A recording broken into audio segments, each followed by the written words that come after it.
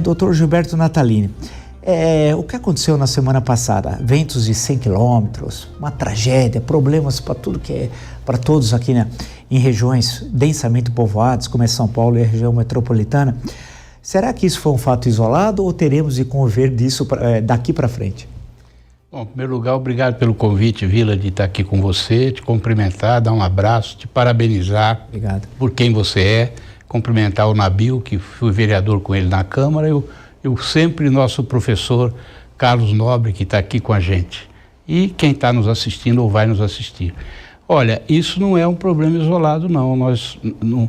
Isso está sendo avisado há bastante tempo. O próprio Carlos Nobre tem falado isso há décadas, né?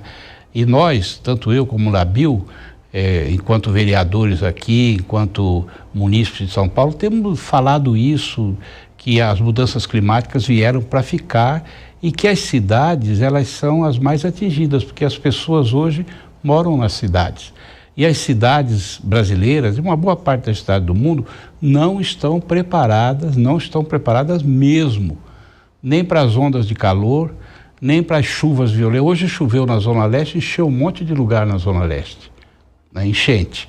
E nem também para as estiagens, né, que nós tivemos aqui em São Paulo 6 meses sem chover, as represas foram lá para baixo. Então, isso não é... Os ventos são parte da história, os ventos são muito violentos, cada vez serão mais.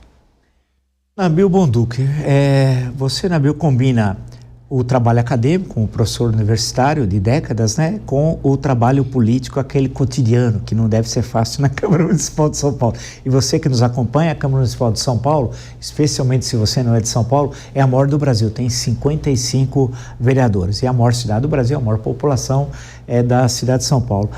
A mesma questão, Nabil, e aí, vamos ter de conviver com isso até quando e de que forma? Como a gente pode construir formas, não igual tem o DENOX, Departamento Nacional de Obras contra a Seca. Você não combate a seca, você convive com a seca. Então, não cabe nós combatermos as mudanças climáticas. Como nós vamos conviver com essas mudanças climáticas? Como é que fica uma cidade como São Paulo? Bom, primeiro, boa noite. Queria primeiro cumprimentar, agradecer o convite do Vila. Um prazer estar aqui com o Natalini e com o professor Nobre, para tratar desse tema que é absolutamente central no século XXI.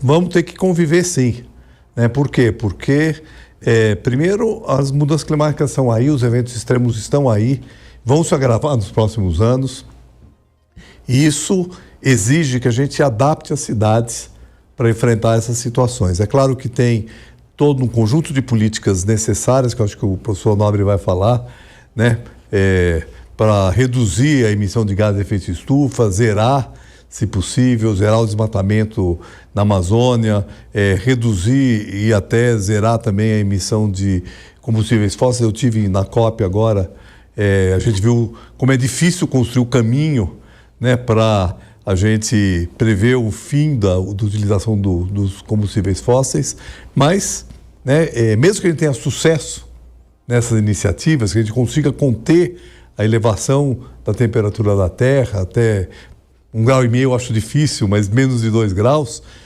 os eventos extremos vão acontecer, os equilíbrios ambientais, os equilíbrios climáticos vão acontecer, então nós vamos adaptar as cidades. E isso significa um conjunto de políticas que a gente sabe quais são e não é de agora. Eu vou lembrar que no Plano Diretor de 2002 em São Paulo, nós prevemos fazer parques lineares nos fundos de vale, que alguma coisa foi feita, mas muito menos do que deviam ser feito. Nós precisamos enterrar a fiação, é um problema antigo na cidade. E eu entendo que para a gente poder enfrentar essa situação, nós vamos ter que necessariamente colocar isso como prioridade, ter um plano estratégico e levar adiante. Nós temos que enterrar a fiação, é caro, mas o prefeito precisa parar de querer fazer obras viárias, mais obras para automóvel, como o túnel da Serra Madureira, como várias obras viárias, que são obras que é do século XX. Século XX é que se priorizava o automóvel e investir fortemente nisso. Claro que a questão da Enel faz parte do enfrentamento do problema. Tem uma empresa que cuida dele, assim como a igreja de saneamento. As duas empresas precisam colocar a questão pública em primeiro lugar. Você levantou já uma outra crise que está aí batendo nas portas, que é As represas, aliás, foi o Natalini, né? As represas já estão em nível baixo e nós não temos hoje um plano de racionamento, para garantir segurança hídrica. Então, as empresas públicas, as empresas que deveriam ser públicas, mas hoje são, né, empresas privadas que têm a concessão, precisam participar do processo de enfrentamento desse problema, seja no enterramento de fiação, seja de ter equipes mais ágeis para fazer a religação, porque vai acontecer, né? A árvore pode...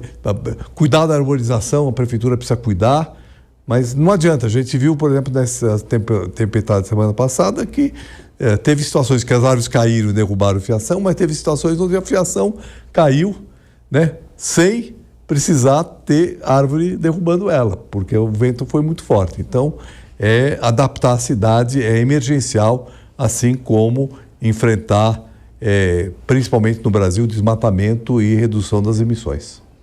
Eu vou passar para o professor Carlos Nobre, só lembrar, coisa de historiador é chato.